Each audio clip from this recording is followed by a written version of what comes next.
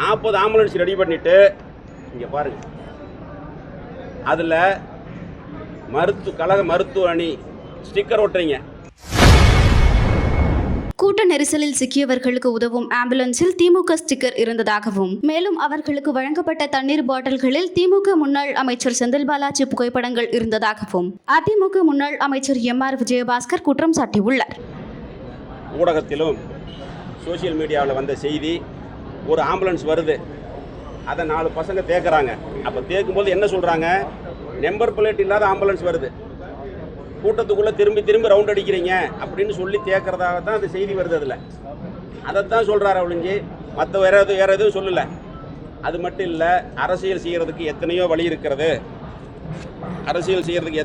இருக்கிறது, பணத்தின் மீது அரசியல் செய்யக்கூடாதுன்னு சொல்கிறார். நீங்கள் சிந்தித்து பார்க்க வேண்டும்.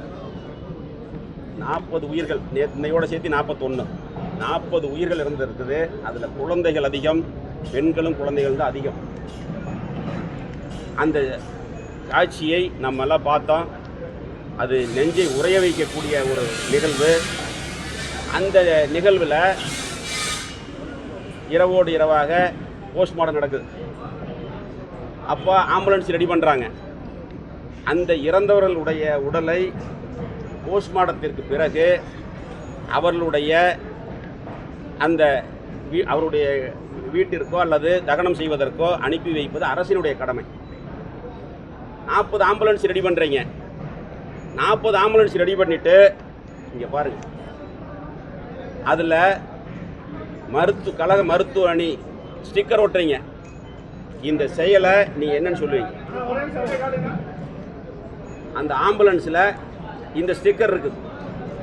ஏன் அரசாங்கம் இந்த ஆம்புலன்ஸ் ரெடி பண்ணாதான்?